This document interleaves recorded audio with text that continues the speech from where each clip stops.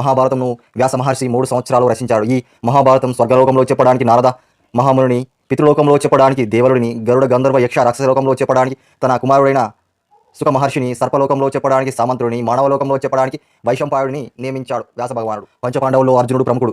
అర్జునుడి కుమారుడు అభిమన్యుడు కుమారుడు పరీక్షిత్ మహారాజు. ఆ పరీక్షిత్ మహారాజు కుమారుడు జనమేజయుడు. ఆ జనమేజయుడు ఒకసారి మహాయజ్ఞం చేస్తున్నాడు. శర్మ అనే దేవతల కుక్క కుమారుడు శరమేయుడు ఆ యజ్ఞం చేసే చోటుకు వచ్చి ఆడుకుంటున్నాడు.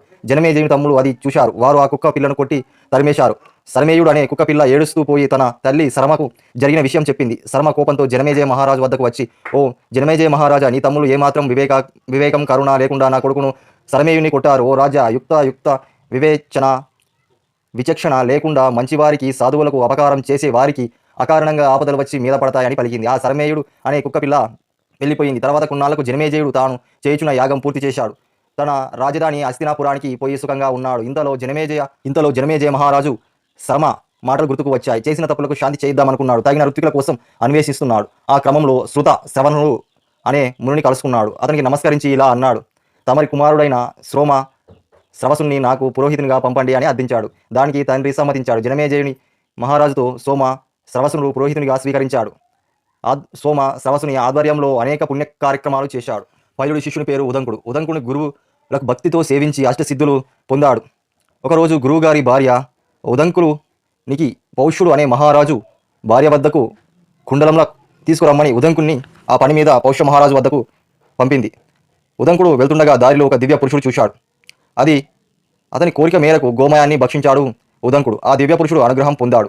తర్వాత పౌష్య మహారాజు వద్దకు వెళ్ళి, మహారాజా, నేను నా గురుపత్ని ఆజ్ఞ మేరకు నీ వద్దకు వచ్చాను. నీ భార్య వద్దనున్న కుండలంలో ఇప్పిస్తే అవి తీసుకుని పోయి మా గురుపత్నికి ఇస్తాను. త్వరగా ఇప్పించమని అని అడిగాడు. మహాత్మా, ఆ కుండలంలో నా భార్య వద్ద ఉన్నవి, ఆమెనే అడిగి తీసుకో అని అన్నాడు.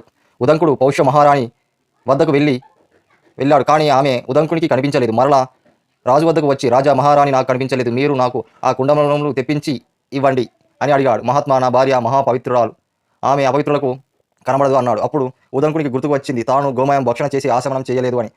అపవిత్రం వలన రాణి తనకు కనబడలేదు అని అనుకున్నాడు. వెంటనే తూర్పు తిరిగి కాళ్ళు చేతులు శుభ్రం కడుక్కున్నాడు.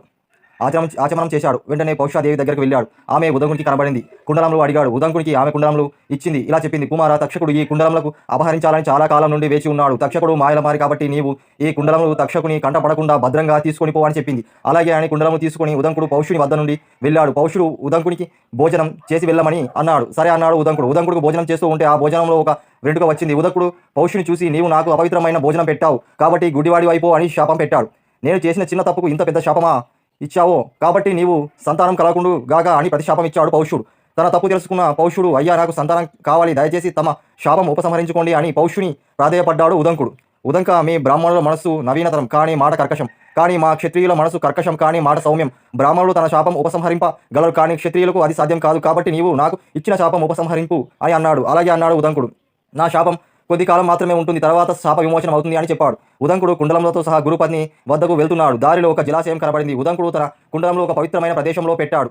తాను జలాశయంలో దిగి అనుష్ఠానం చేసుకుంటున్నాడు. ఇంతలో తక్షకుడు అక్కడికి వచ్చి ఆ కుండలను తీసుకుని పారిపోయాడు. ఉదంకుడు ఇది చూసి తక్షకుని వెంబడించాడు. తక్షకుడు ఒక రంధ్రం గుండా నాగలోకానికి పారిపోయాడు. ఉదంకుడు కూడా నాగలోకానికి వెళ్ళాడు. అక్కడ ఉన్న నాగరాజును పేరున స్తుతించాడు. తన 1000 పడగల మీద ఉన్న భూభారాన్ని మోస్తున్న శ్రీమన్నారాయణునిగా శయనంగా వెలుగొంది అనంత నీకు నమస్కారం. సమస్త నాగలోకాన్ని రాక్షసుల బాధ నుండి రక్షిస్తూ మహాశివుని మెడలో అలంకరిస్తూ వెలుగొందుతున్న ఓ వాసుకి నన్ను అనుగ్రహించు. దేవతల చేత మనుషుల చేత పూజింపబడే సమస్త నాగరాజులు నమస్కారం. తన కుమారుడైన అశ్వశేనుడితో కూడా భూలోకం అంతా సంచరిస్తున్నాడు.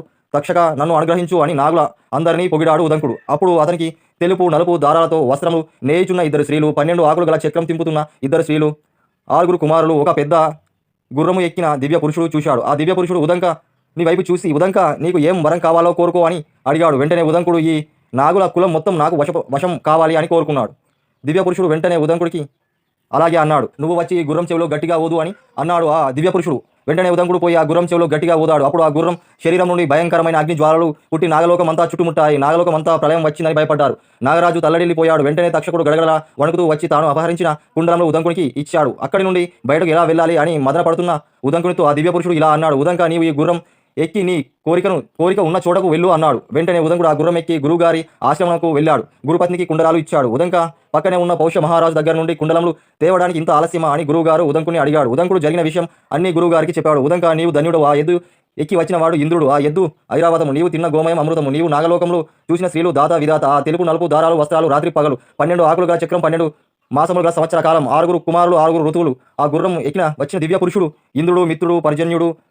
మొదట్లోనే నీవు ఇంద్రుని చూశావు. అమృతం తపనం చేయడం వల్ల నీవు కోరుకున్న పని నెరవేరింది. నీవు గురుపత్ని కోరిక నెరవేర్చడం వల్ల గురు దక్షిణ చెల్లించుకున్నావు. నీవు విద్యాభ్యాసం పూర్తి అయింది. నీకు కోరిన చోటకు వెళ్ళు వచ్చు అన్నాడు గురువు. ఉదంకుడు గురువుకు నమస్కరించి వెళ్ళిపోయాడు. కానీ ఉదంకుని మనసులో మాత్రం తక్షకుడు తనకు చేసిన అపకారం మరవలేకపోయాడు. తక్షకుని మీద పగ తీర్చుకోవాలనుకున్నాడు. వెంటనే జనమేజయ మహారాజు వద్దకు వెళ్ళాడు. జనమేజయ మహారాజా, నీకు శుభం కలుగును గాక. నా పేరు ఉదంకుడు. నేను నా గురువు గారి కార్యం మీద పోయేటప్పుడు కుడిలా బుద్ధితో ఏమాత్రం వివేకం లేకుండా తక్షకుడు నాకు అపకారం చేశాడు. నన్ను మోసం చేసి గురుపత్ని కుండలాలు అపహరించాడు. జనమేజయ మహారాజా, నాకు కాదు, ఆ తక్షకుడు నీకు అపకారం చేశాడు.